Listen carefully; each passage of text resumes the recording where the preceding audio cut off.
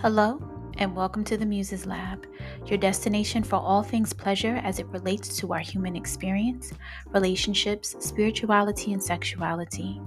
I invite you to join me on this adventure of discovery and hope what you receive inspires you to become the muse of your life's journey. So, without further ado, let's explore.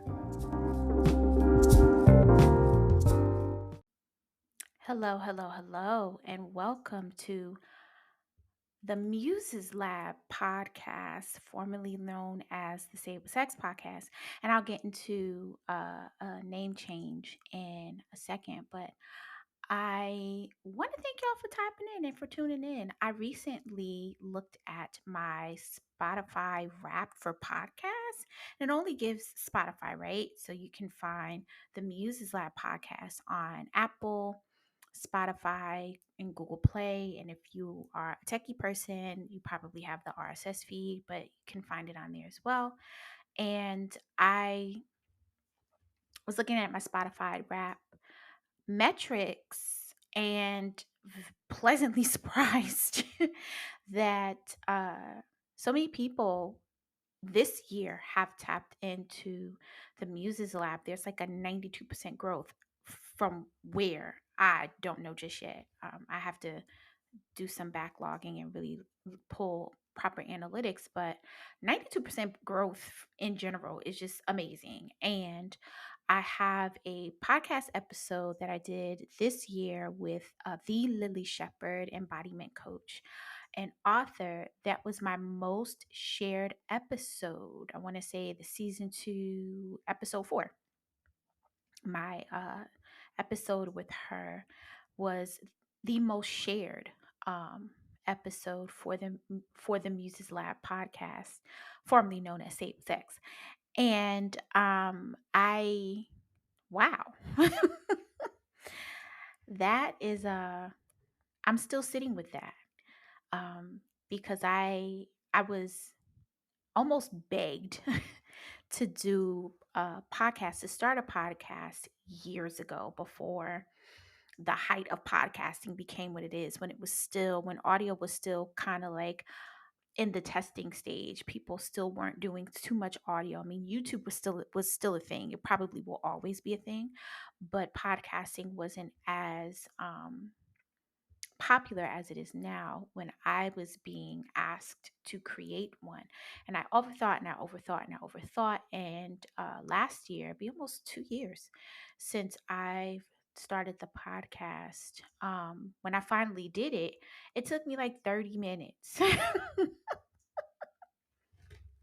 It took me like 30 minutes to get one episode up. And I totally overthought, because now, with the popularity of podcasts and everyone wanting to create one, there are just features that allow things to be a lot more user friendly, as opposed to when the podcast audio drama wave began. So it's just a lot more user friendly. There's a lot more tools that you can use to be a solo podcaster and not have a whole production crew. There's just a lot of things that are more user friendly for someone who's just starting out. And it was just simple for me to do. And I've improved and I continue to improve as I grow and expand and move on. And it's just been a fun ride talking to y'all and bringing in my perspective, sharing my perspective on life, love, and the pursuit of pleasure, but also sex and spirituality, which are my things. Uh, there are areas that in life, in our human experience, that I'm extremely passionate about, and just sharing those things, sharing my experiences, things that I've learned, because your lived experience is data. Don't you forget that. I received that from a DEI, diversity, equity, inclusion professional on LinkedIn 2 years ago. I have her name written down somewhere because I have that quote written down, but that's where I got that from. Your data, your lived experience is data. So, everyone's like, "Oh, I need analytics. I need analytics." Well, for a lot of data driven people, your lived experience feels anecdotal, but it is your data, right? You You lived it. You experienced it. Um, and of course, our experiences are different, but you can speak from your experience. So that is data that you can share with the world. Um, so without delay, why am I transitioning from Say It With Sex to the Muses Lab? And since we got time, I can give y'all a backstory. And it's a backstory I feel like I've told to people over time, but I don't know if I have officially publicly shared the origins of Say It With Sex, in like uh, a large platform, public forum. So this may be the first time I am sharing the backstory on Say It With Sex, how I got here, and why I am transitioning to the Muses Lab podcast and rebranding this as the Muses Lab podcast. To be fair, or to be clear, I should say, the content is still going to be the same. It's just a name change. So I don't want anyone to think, oh my God, like what's she gonna talk about now? Like what's the Muses Lab? Well, if you follow me on social media, you already know what the Muses Lab is.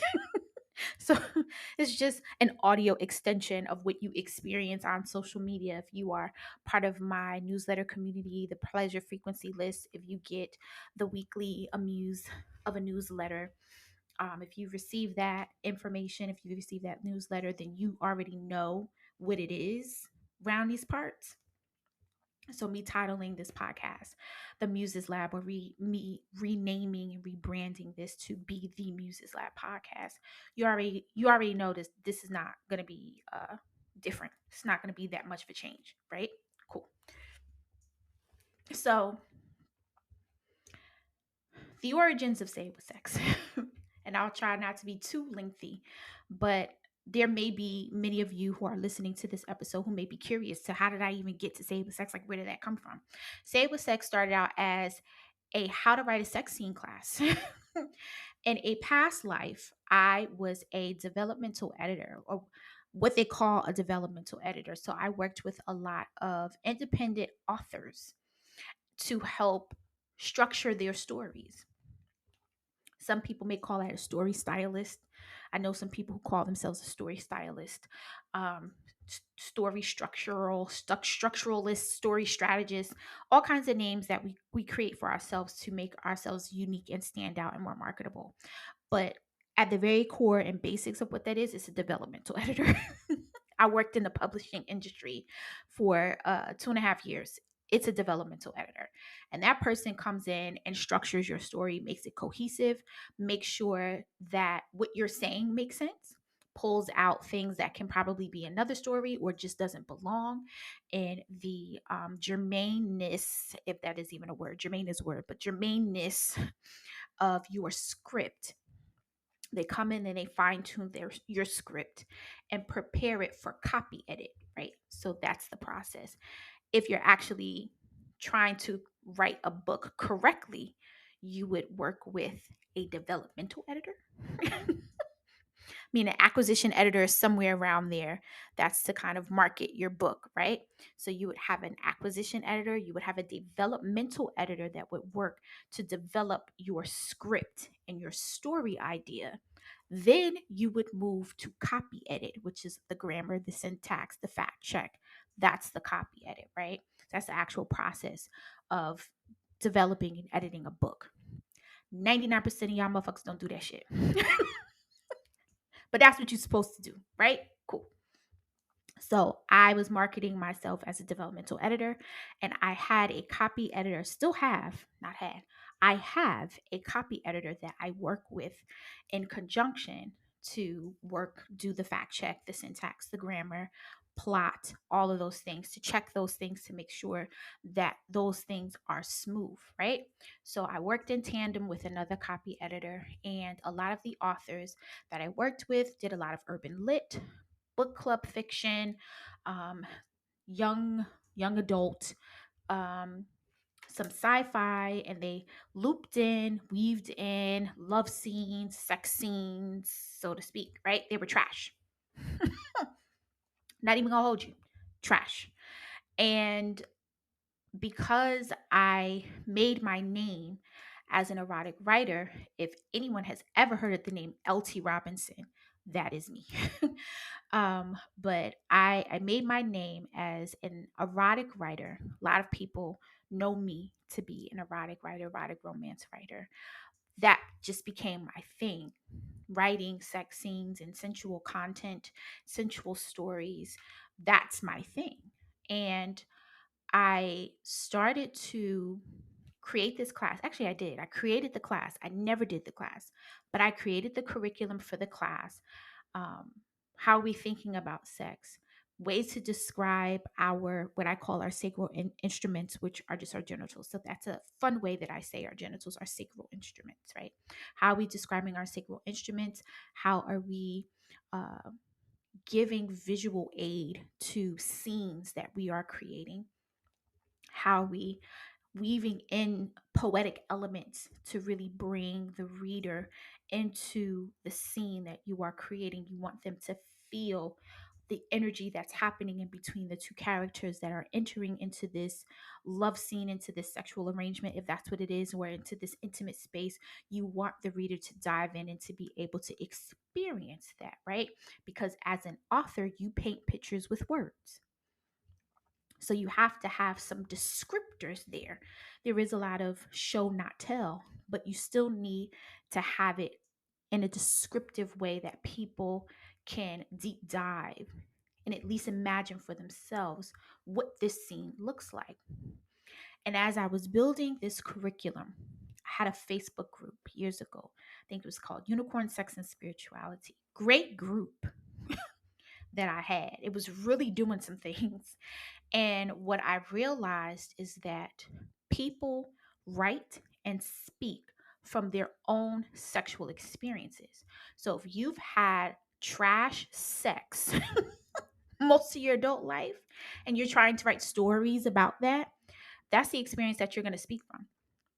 If you have had traumatic experiences while you may be trying to grow from that, that those experiences are going to be underlining and how you start to craft your love scenes, your sex scenes, intimacy.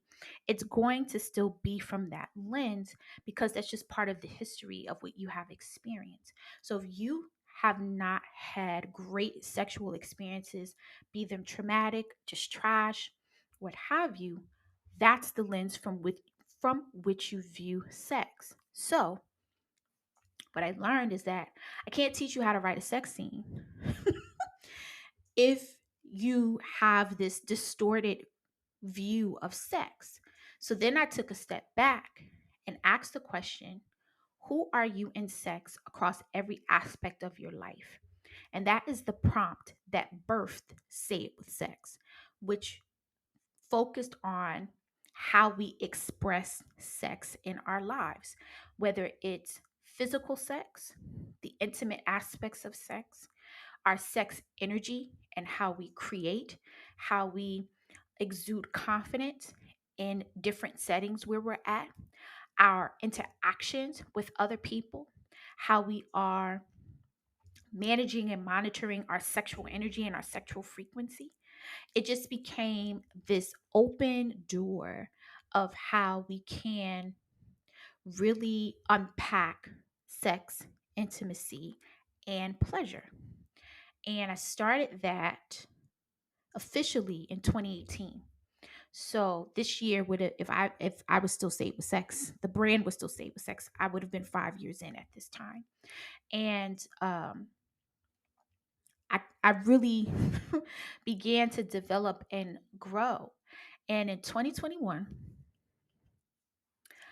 I received a message from someone who I called my godmother, and I deep dive so much into Say It With Sex. You know, I was one of those people that had my, well, I mean, my ass is on the gram right now, but I definitely had my ass on the gram. I did my dance videos, a form of self-expression, sexual expression, right? And I was very much into showcasing, especially me as a voluptuous woman, showcasing my sexual expression and encouraging other people through my showcase of sexual expression to do the same. Not that you have to be on the world stage to do it, but to be encouraged to tap deep into your sensuality, into your sexuality, and work towards healing and reconciling with some of the distorted narratives, views, perspectives, and experiences that you've had to kind of reclaim your autonomy and your agency in sex, right? So I deep dove into that, and I have connected with so many other pleasure practitioners, embodiment coaches, sensual movement coaches, other folks who speak about pleasure. Some of them are more sex focused and intimacy focused. Some of them both integrate the penetrative aspects of pleasure and sex, as well as the spiritual, energetic, creative aspects of sex. So I have connected with so many amazing people over this journey thus far. And in 2021, as I was working from home, I received a message from a woman who I call my godmother. She's not officially my godmother, but I call her my godmother. And she told me I had to shut down Saber Sex. Every 5 to 6 months, she tells me I have to shut down Saber Sex. I don't pay her any attention. I just be like, yeah, okay. Like I might tune it, I might turn the volume down a little bit. I don't pay her no attention. Let let the excitement die down, and then I keep moving. But something about when she said it to me that day felt weird, felt off. It was very visceral for me.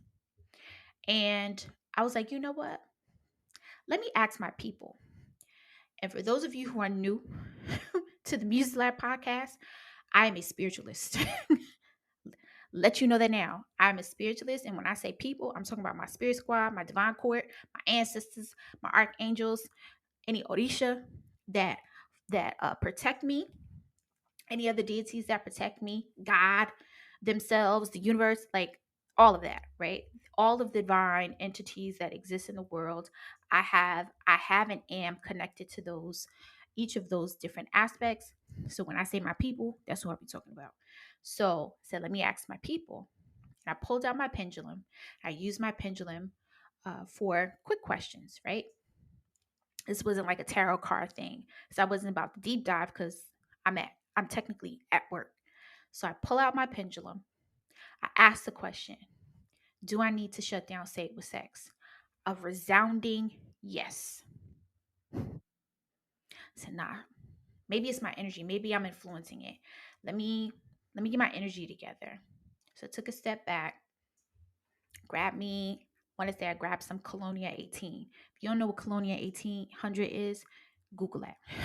I grabbed me some Colonia 1800, cleansed myself a little bit, waited a few minutes, asked again, is it in my best interest to shut down Saber Sex? Resounding yes. At that point, I spiraled. I spiraled. I could barely work for the rest of the day. Like I was in a shit space. Like I spiraled because, oh my God, I have to shut down Saber Sex right when I finally figured out my sweet spot with it. And I didn't know what to do. I had no idea what to do. I was just in a really negative headspace because all these years that I've been like deflecting, no, I don't, no, I don't, no, I don't, blah, blah, blah, blah, blah, blah, blah. Now I got to shut down. So I had to take a step back and figure out how I was going to pivot. And this is before I had ADHD meds. If I have to pivot now, I'm on meds. So it's easy for me to not compartmentalize or ingest or sit with things like that. I can process this information better, and I can recover. That was like days, weeks for me in dysregulation. My nervous system shot to shit. Because now I gotta shut down Saber Sex. So what the fuck am I gonna do? And fast tracking, I got to the Muses lab. I research names, and when I say research, I ask my people. I researched names and checked like how am I supposed to move forward here? And the key for me was because I had deep dive so much into my sexuality and my sexual expression, I was not balancing and creating harmony with the spiritual aspect of myself.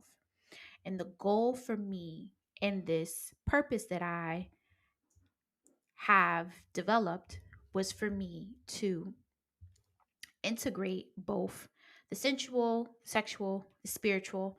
All those things needed to be integrated, and I needed to integrate them into a voice that talks about all of that, not just the sex, right? Sex is great, and we know sex sells, but that's just one bottom layer of how this expression and how pleasure and sensuality and intimacy, how all those things are encompassed and baked in to our human experience. So when I got to the Muses Lab, and when I reintroduced myself as the Muses Lab, it was very hard for me to let go of Say It With Sex. I tried to incorporate Say It With Sex into everything. So that's how this podcast became the Say It With Sex podcast. It's like, oh, I can just make it an audio experience. I can make it a section of the Muses Lab. I refuse to let go of Say It With Sex. Refuse. I still have my Say It With Sex email. I don't think my website is up, but my Say It With Sex email still exists. I was not trying to let go of Say It With Sex because that was my baby, still my baby. It was my baby. I never grieved Say It With Sex. And it was hard for me to transition into the Muses Lab. I just, maybe a couple months ago, maybe about 4 or 5 months ago, recognized that I am the Muse. The Muses Lab is me. It's not, helping everyone see themselves as the muse and coming into my lab like, oh, I'm going to help you be the muse. I'm me. It's me.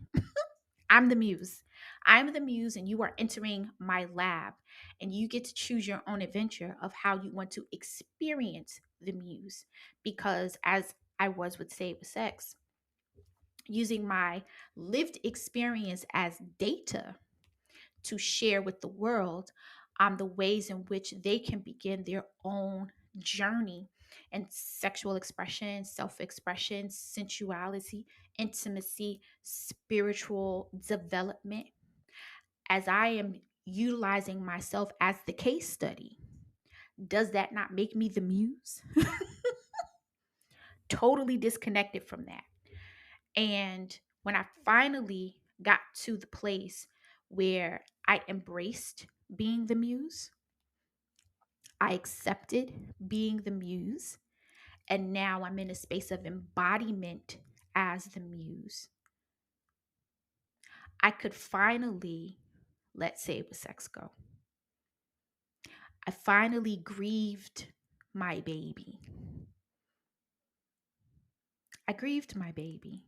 And sometimes when we have ideas, creative ideas, business ideas, whatever they are, and they don't pan out the way that you anticipate, or their shelf life has a shorter expiration date than you anticipated, we have to learn how to grieve those things.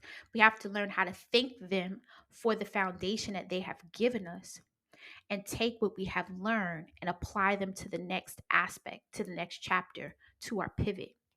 And I didn't know how to do that. So it was very important for me to go through a lot of the shadow work that I experienced these past 2.5 years, even some shadow work that I'm still doing now, because contrary to popular belief, you don't just do shadow work and you've ended. You don't just heal and, oh, I've healed everything. No, you have not.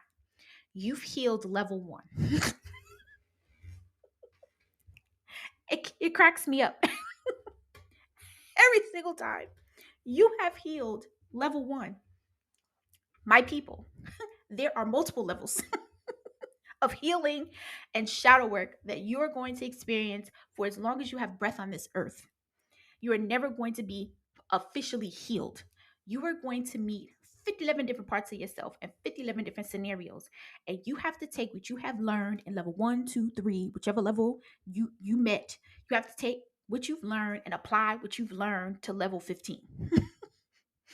So I hope y'all documenting these healing and shadow work journeys that you are going on. I hope you are documenting what you have learned, what you have reconciled.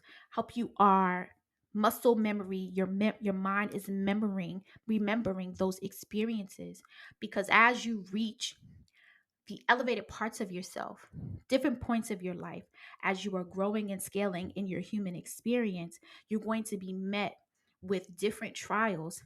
That's kind of like the same shit, different toilet. And you need to know how to cleanse, how to flush real quick. You need to know all these things so that you are prepared and you don't repeat lessons more than once, right? Cool. So all of that led me here. And as I was preparing to start 2024, and I'm doing my prep a lot more intentional than I have since I've been what we call a content creator, which I fought being that as well. I fought l- labeling myself and titling myself as an influencer. I fought labeling and titling myself as a content creator. I have fought labeling and titling myself as a spiritualist. I have fought labeling and titling myself as a sex educator in so many ways. I fought these things because I look at other people who appear to be a lot further along than me. They have their certifications or they have validations from other people. And I go, well, I don't really have that. So I can't really call myself that, which is the lie that I have told myself. And if you resonate with what I'm saying, it is the lie that you tell yourself. My girl Alicia arose from concrete, the Black Studies Bay, self self-taught researcher of Black studies, right? She said to me, actually, she didn't say it to me, she tweeted this and said, some of y'all already ordained and don't even realize it. And I had to sit with that because your spiritual core, God, however you interact with the divine and your spirituality, your religiosity, your religiousness, whatever, however you believe, there are a lot of us who are already ordained. We don't need human validation because we came down here with a purpose as an elder, as a spiritualist, as an oracle, as a medium. We There are a lot of us who have divine gifts and we were already ordained when we passed through but even before we passed through our mother's wombs with these gifts. We just have to remember who we are first, push past the imposter syndrome two, and embrace and embody who we were designed to be three. So once I saw that, it took me a while to get here. And I'm not saying that I have cured myself of imposter syndrome, because I have moments, because I'm human and that's okay. But I am finally embracing my power. Because when you play the background a lot, and if you follow me, again, if you follow me on Instagram, you'll know the real that I'm talking about. You play the background a lot. You get comfortable being in the background. And even though you get aggravated by watching other people be front facing and be in the spotlight and they don't know shit about what they're talking about, they just talking. They ain't saying nothing. They don't be saying shit. They just be talking. And you sit back and you get aggravated with yourself. Damn, people are eating this up. You know why people are eating it up? Because they had confidence and their little to no data and their little to no lived experience. They had the audacity to show up and embody something that they know nothing about and be confident in it. People say it all the time, Black women in particular, Black women and femmes, we need to have the confidence of white mediocre men. That's not a lie. So, all of that led me to rebranding this podcast, The Muses Lab. And it's really just a name change. I might change the graphic up a little bit, make it a little funky. But it's me finally embodying, embracing myself as the muse and setting space for you all to come into my lab and choose your own adventure. For you to be able to interact with me with the medium that best suits you. Maybe you'll just only be subscribed to the podcast. Maybe that works for you. Maybe you'll be subscribed to the podcast and you'll follow me on social media. That works for you. Maybe you want a more intimate connection with me and maybe you'll join the newsletter. That works for you. I have products now.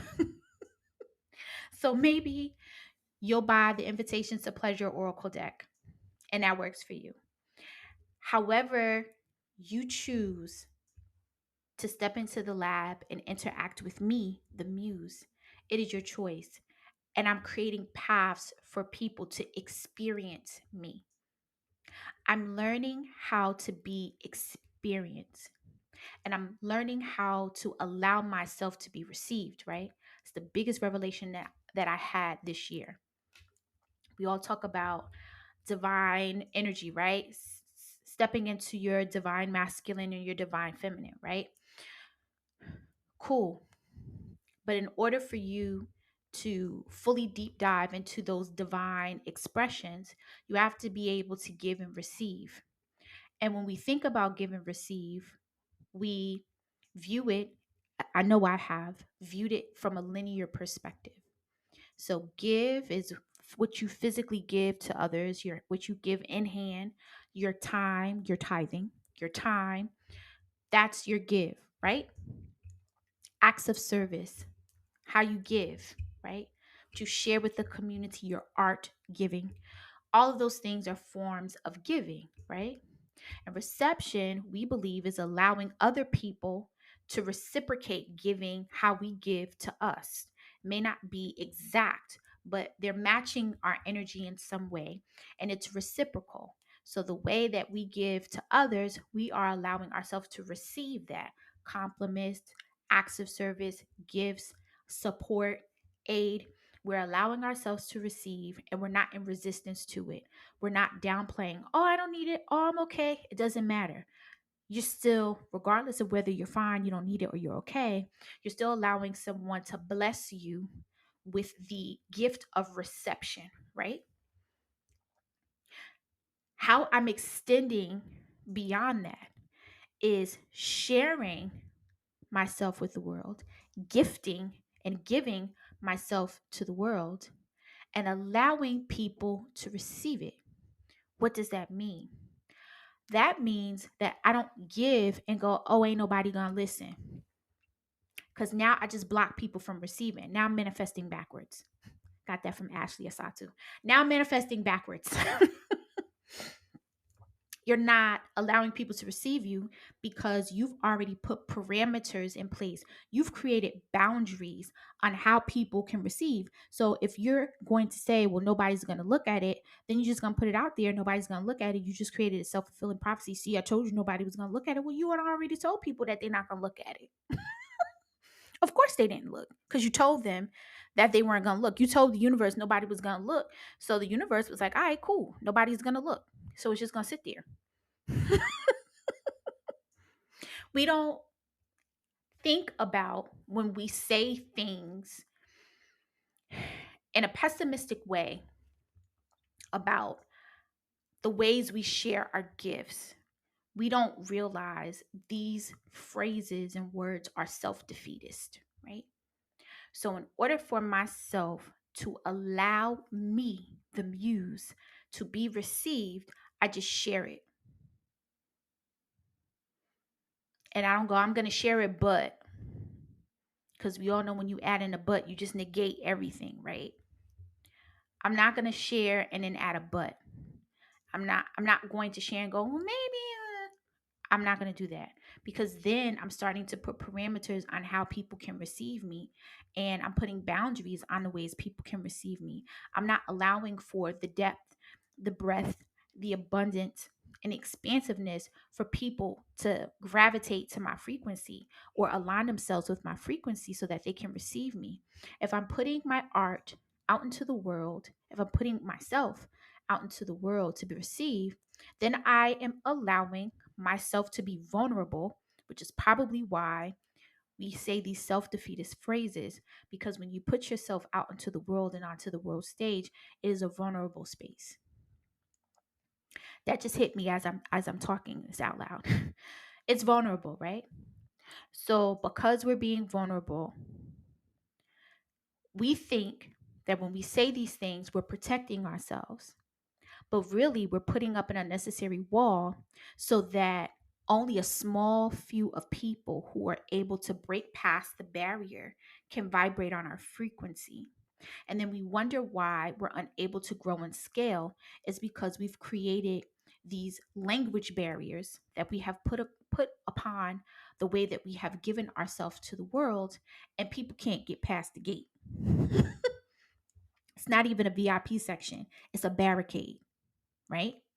So, what we have to do is allow ourselves to be vulnerable, to be received, and allow our frequency to vibrate properly so that whomever is in alignment and whatever is in alignment with the frequency that we are emitting out into the world, that it gravitates to us and fills us and can receive us and can reciprocate back to us.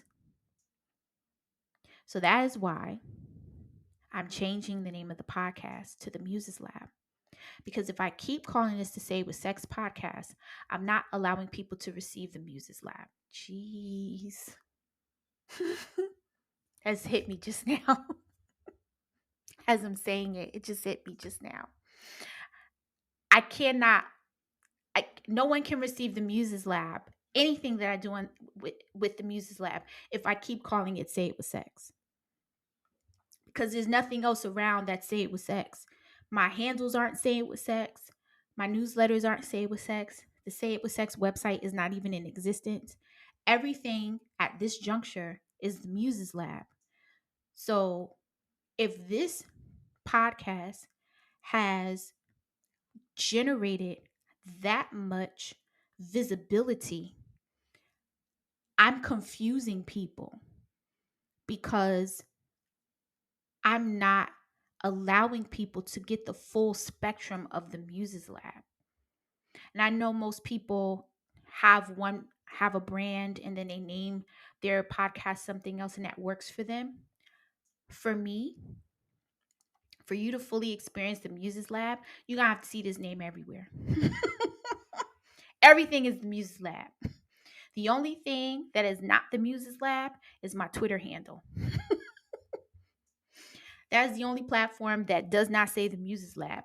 I'm the Muses Lab on Threads. Oh, and Spill. I'm the Muses Lab on Threads. I'm the Muses Lab on Instagram. I'm the Muses Lab on TikTok. You can find the Muses Lab on Facebook, www.themuseslab.com. Like, it's the Muses Lab everywhere. But that is a testament to allowing me to be received, allowing the Muses Lab to be received, because that is the pivot that I made almost 3 years ago. So, in order for me to fully put on my new coat, because I got the coat on, but I'm walking around with my coat open. I didn't zip it up yet. I'm not fully in the suit. Like, the suit is like halfway open, giving décolletage. So, in order for me to fully put on this suit and embrace the Muses Lab fully, to embody the Muses Lab fully, I have to allow myself to be received. And in order for my voice to be recognized as the Muses Lab and not Say It With Sex, it is time for me to let go of the Say It With Sex podcast and name this place the Muses Lab. It's still an audio experience, it's still a way for you to deep dive into perspective and be in conversation with me. I'll have more guests so that we can expand how we are viewing the world and sex, pleasure, and spirituality in our human experience.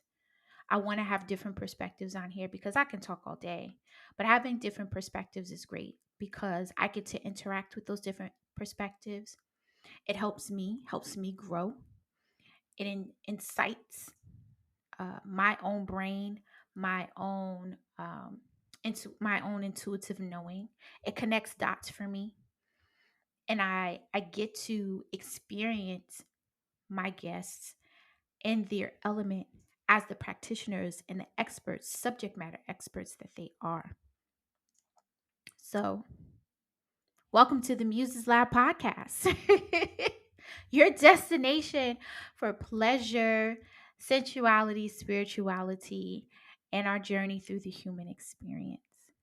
I am elated that you all are here.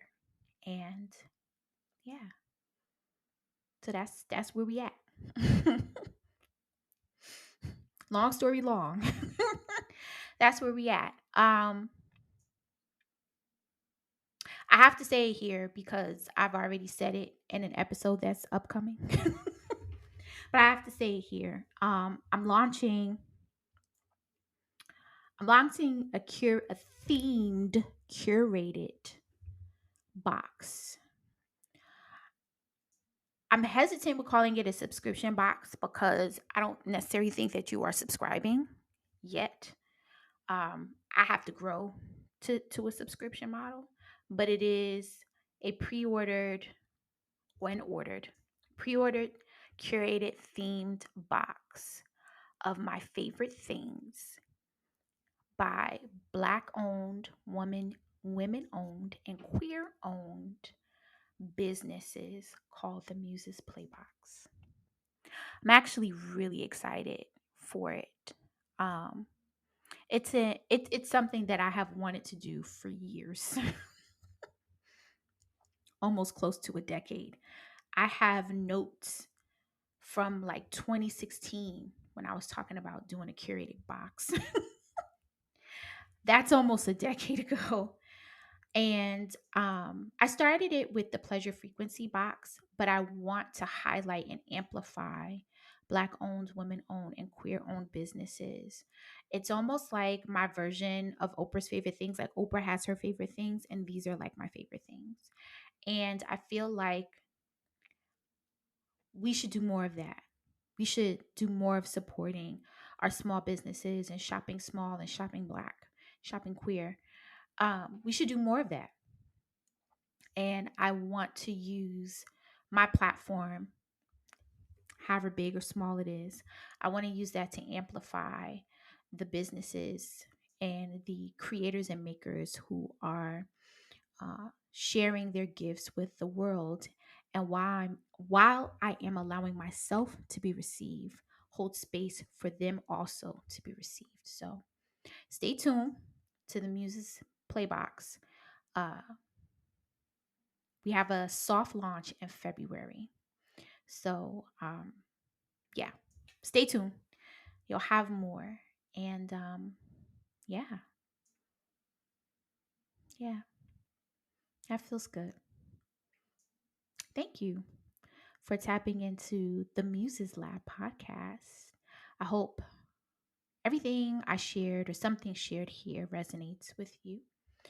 And definitely tap into the show notes. You can subscribe. Make sure you subscribe to this podcast, whatever platform you are using. Make sure you subscribe so you can receive updates on the latest episodes. www.themuseslab.com to explore, uh, choose your adventure, purchase the Invitation to Pleasure Oracle Deck, Volume 1, purchase the Goddess Pleasure Frequency Box, which is the latest pleasure frequency box, or the Intention Box on themuseslab.com. Shop our official adult novelty vendor, Sador. All of that will be on the website. Um, Sign up for the newsletter. Get weekly musings straight to your inbox. Take the State with Pleasure challenge if you are trying to reintroduce yourself to pleasure. And yeah, explore at your own will. Again, thank you for tuning into the Muse Lab podcast. And until we meet again.